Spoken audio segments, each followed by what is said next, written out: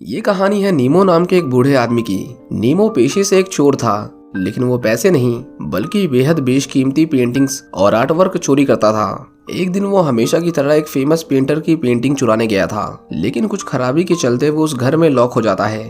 उसके दोस्त जो उस चोरी में उसकी मदद कर रहे थे, वो भी उसका साथ छोड़ देते हैं।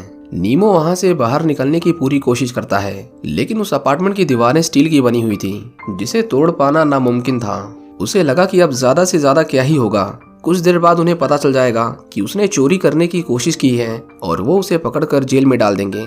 लेकिन उसे पता नहीं था कि उसके बाहर निकलने का सफर इतना आसान नहीं होने वाला, क्योंकि वो घर बस एक घर ना होकर पूरा का पूरा एक पिंजरा था। अब क्या नीमो सही सलामत उस घर से निकल पाएगा? जानने के लिए देखते रहिए आज की हमारी मूवी, जिसका नाम है इनसाइड। इस मूवी की स्टार्टिंग में हम नीमो को देखते हैं, जो चोरी करने के लिए अभी अभी एक वीआईपी अपार्टमेंट में घुसा था। उसे एक फेमस पेंटर की 3 पेंटिंग्स को चोरी करना था, जिनकी कीमत करोड़ों में थी। नीमो का दोस्त उस घर के सिक्योरिटी सिस्टम को डीएक्टिवेट कर देता है और अब उसके पास उन पेंटिंग्स को वहां से गायब करने के लिए सिर्फ 7 मिनट थे।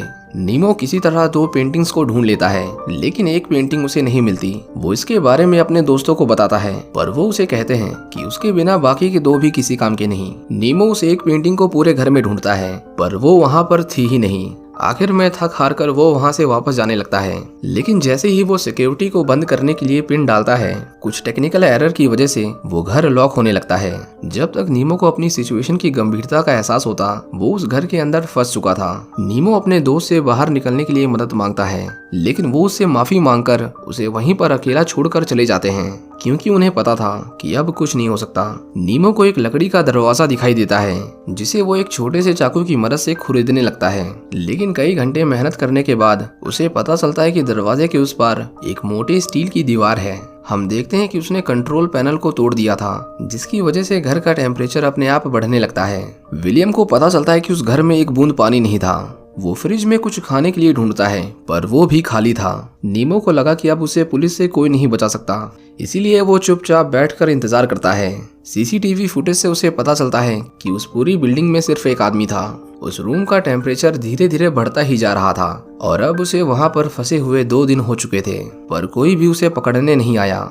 नीमो उस जगह से निकलने के अलग अलग रास्ते ढूंढ रहा था, पर उस घर की दीवार को तो छोड़ो, वहां के कांच को तोड़ना भी नामुमकिन था। नीमो स्विमिंग पूल के पानी को पीकर अपना गुजारा कर रहा था, पर धीरे धीरे उसमें से भी बदबू आने लगी थी, जिसे पीने का मतलब था बीमारियों को न्योता देना। उसे कुछ पेड़ों के पास एक ऑटोमेटिक वाटर स्प्रेयर दिखाई देता है और उसे उम्मीद थी कि जल्द ही उसमें से पानी निकलेगा। इतने बड़े घर में अकेला होने की वजह से उसके लिए एक एक दिन अब मुश्किल होता जा रहा था। ऊपर से कमरे का टेम्परेचर भी बढ़ते ही जा रहा था। नीमो अपने खाली समय में उस आर्टिस्ट की हर एक पेंटिंग को बड़े सब्र से देखता था। उस आर्टिस्ट ने आर्ट की दुनिया का एक बहुत बड़ा इनाम जीता था। उसके पास जो बेशकीमती मेडल था, नीमो उसे पहनकर पूरे घर में मजे से घूम रहा था। वो बर्फ जमा जमा कर उसे चाटता रहता था और कभी कभी अपने पूरे सिर को फ्रिज में डालकर अपने दिमाग को शांत करता था। एक दिन वो सीलिंग से बाहर निकलने की सोचता है, पर वो बहुत ऊंचा था और उस तक पहुंचने के लिए नीमो उस घर के सारे फर्नीचर को एक के ऊपर एक रखकर कुछ सीढ़ियां बनाता है, पर उसकी हाइट छोटी होने की वजह से वो सीलिंग तक नहीं पहुंच पाता। नीमो को सीसीटीवी फुटेज में एक हाउस कीपर दिखाई देती है। धीरे धीरे वो उसे पसंद आने लगी थी और वो उसे बैठकर देखता रहता था। यहाँ तक कि नीमो ने उसका एक नाम भी रख दिया था। वो उसे जैस्मिन कहता था। नीमो को एक दिन एक बंद कमरे में कुछ खाने का सामान मिलता है, पर वो इंसानों का नहीं बल्कि डॉग्स का खाना था। वो एक कांच के गमले को तोड़कर अपने लिए एक तेज रोशनी से बचने वाले चश्मे बनाता है और ऊपर चढ़कर उस सीलिंग को खुरेदने लगता है। उस रूम का टेम्परेचर इतना बढ़ गया था कि अब उसे बिना कपड़ों के भी घुटन होती थी। एक दिन वो नोटिस करता है कि जैस्मिन उस अपार्टमेंट के गेट के सामने ही खड़ी थी।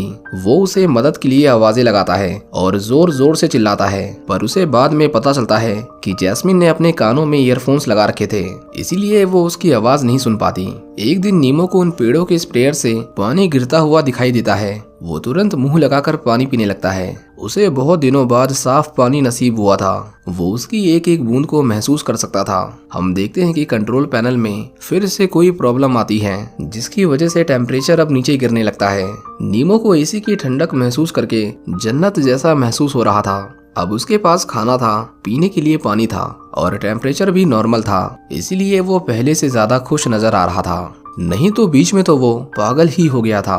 पर उसे फिर भी इस बात का डर था कि कोई उसे बचाने आएगा कि नहीं। इसी इंतजार में कई दिन बीत गए थे। नीमो को ड्राइंग बनाने का बहुत शौक था और अब उसके पास दुनिया भर का टाइम था, इसीलिए वो जैस्मिन का स्केच ड्रॉ करने लगता है। नीमो हर दिन उस सीलिंग को थोड़ा थोड़ा तोड़ने की कोशिश करता था, लेकिन उसे कई दिनों की मेहनत मशक्कत के बाद पता चलता है कि वहाँ पर बहुत सारे स्क्रूज थे। बहुत ढूंढने के बाद भी उसे घर में उन स्क्रूज को खोलने के लिए कोई औजार नहीं मिलता, इसीलिए वो कुछ लकड़ियों में छेद करके उन्हें खोलने के लिए एक रेंच बनाता है, पर वो इतना मजबूत नहीं था कि वो उन स्क्रूज को खोल सके। उस घर में कबूतर भी था जो तब उस घर में फंस गया था जब नीमो अंदर घुसने की कोशिश कर रहा था। नीमो हर दिन उससे बातें किया करता था। वो उसे कहता था कि वो उसके दोस्तों के पास जाकर उसके लिए मदद लेकर आए, पर वो बेचारा कैसे बाहर जाता जब वो खुद ही अंदर फंसा हुआ था। एक दिन नीमो को उस घर में एक और खुफिया दरवाजा मिलता है। नीमो जैसे जैसे उसके अंदर जा रहा था, रास्ता छोटा होते जा रहा था। उस जगह पर नीमो को वो तीसरी पेंटिंग मिलती है जिसके चक्कर में वो उस घर में फंसा था। आगे जाकर नीमो को एक लाश दिखाई देती है जिसे देखकर वो एकदम से डर गया था, पर वो हिम्मत करके उसके पास आता है और उसे पता चलता है कि वो तो बस रबड़ का बना हुआ पुतला था। इसके बाद नीमो उस पेंटिंग को संभाल कर रख लेता है। वो उस घर में अकेला रहकर इतना बोर हो गया था कि अब नीमो वहाँ की सारी पेंटिंग्स को खराब करने लगा था। वो उन पर अपनी ड्राइंग्स बनाता था और करोड़ों की पेंटिंग्स को ऐसे ही तोड़ देता था। एक दिन नीमो देखता है कि जैस्मिन फिर से उस गेट के पास साफ सफाई कर रही थी। वो उसे चीख चीख कर मदद के लिए आवाज लगा रहा था, पर वैक्यूम क्लीनर के शोर की वजह से वो नीमो को सुन नहीं पाती। नीमो एक पेपर पर कुछ लिखकर दरवाजे के नीचे से दूसरी ओर भेजने की कोशिश करता है, पर वहाँ हवा तक निकलने की जगह नहीं थी। हम देखते हैं कि अब नीमो दिन ब दिन परेशान रहने लगा था और जिस कबूतर से वो बात करता था वो भी भूख और प्यास से मर गया था। नीमो इतने दिनों से अकेला था कि अब उसे अजीबोगरीब सपने आने लगे थे जिसमें उसे बार बार वो पेंटर दिखाई देता था जिसने उन पेंटिंग्स को बनाया था। कभी कभी उसे जैस्मिन भी दिखाई देती थी। धीरे धीरे उसका खाना भी खत्म होने लगा था। अब फिश टैंक की मछलियां ही उसका आखिरी सहारा थीं। नीमो इसी बीच दीवार पर एक पेंटिंग बनाना शुरू करता है। उसे आर्ट के बारे में ज्यादा कुछ पता नहीं था, वो बस कुछ ना कुछ बनाए जा रहा था और साथ ही साथ वो उन स्क्रूज को भी एक एक करके खोलने की पूरी कोशिश कर रहा था। नीमो को एक पेंटिंग दिखाई देती है जिसमें एक आदमी को टेप से बांधा गया था। उसे देखकर नीमो अपने बारे में सोचने लगता है क्योंकि उसकी हालत भी बिल्कुल उसी की तरह थी। नीमो उस पेंटिंग को गुस्से में नीचे फेंक देता है। घर में पानी ना होने की वजह से उसे एक बाथ टब में ही टॉयलेट करना पड़ रहा था जिसकी बदबू पूरे घर में फैल गई थी। आखिर में वो दिन आ चुका था जब नीमो उस आखिरी स्क्रू को भी खोल देता है, लेकिन उसके खुलते ही वो सीलिंग कवर उसके ऊपर गिर जाता है और नीमो लुढ़कते हुए नीचे गिर पड़ता है जिसकी वजह से उसका पैर टूट गया था। नीमो को बहुत दर्द होता है और वो जोर से चिल्लाता भी है, लेकिन अब उसे फिर से इंतजार करना था जब तक उसका पैर इस लायक ना हो जाए कि वो दोबारा उस तक चढ़ाई कर सके। हम देखते हैं कि एक दिन नीमो के सपने में जैस्मिन आती है क्योंकि एक वही थी जिसे वो पूरे दिन देखता रहता था। उसका शरीर अब बहुत कमजोर हो चुका था। एक दिन नीमो अपने दांत से कुछ निकाल रहा था, लेकिन तभी वो पेंटर उस पर हमला करता है जिसकी वजह से नीमो का बहुत सारा खून बहने लगता है। लेकिन ये सब भी उसके दिमाग का एक वहम था। दरअसल उसे कमजोरी की वजह से इल्यूजन्स दिखाई देने लगे थे। नीमो देखता है कि वहाँ पर एक स्मोक डिटेक्टर लगा हुआ था। उसे लगा कि अगर किसी तरह वहाँ आग लगाई जाए तो अलार्म बजने की वजह से सभी चौकन्ने हो जाएंगे और वो उसे ढूंढ लेंगे। नीमो एक कांच के टुकड़े की मदद से कुछ पेपर्स में आग लगाता है और उसकी एक मशाल बनाकर स्मोक डिटेक्टर के पास लेकर जाता है। स्मोक डिटेक्टर ने उसे डिटेक्ट तो कर लिया था, जिसकी वजह से वहां आग को बुझाने के लिए बहुत सारा पानी गिरने लगता है। वहां इतना सारा पानी गिरता है कि धीरे धीरे पूरा घर भरने लगा था। नीमो मेन गेट के पास खड़ा होकर मदद के लिए आवाज लगाता है, पर इतना सब कुछ होने के बाद भी वहां कोई नहीं आता, जैसे वो किसी का घर ना होकर कोई जेल हो। नीमो समझ गया था कि अब कोई उसकी मदद करने नहीं आने वाला। उसके पास बाहर जाने का सिर्फ एक रास्ता था। वो अपनी पेंटिंग को पूरा करता है और उस घर के मालिक के लिए दीवार पर एक मैसेज लिखता है। वो उसे अपने बचपन के बारे में बताता है, जब उसके टीचर ने उससे पूछा था कि अगर उसके घर में आग लग जाती है तो वो किन 3 चीजों को अपने साथ ले जाएगा।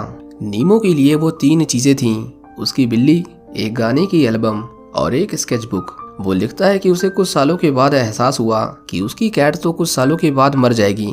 उस गाने की सीडी को अगर उसने किसी को दे दिया और अगर उसने उसे वापस नहीं लौटाया तो शायद धीरे धीरे वो उस म्यूजिक को भी भूल जाए। लेकिन उसके पास जो स्केचबुक थी उसका मानना था कि वो हमेशा उसके साथ रहेगी।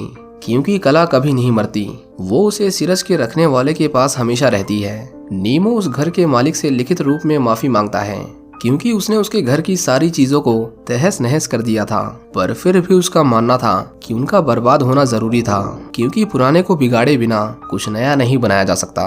वो लिखता है कि वो उस जगह पर कुछ समय तक रहा।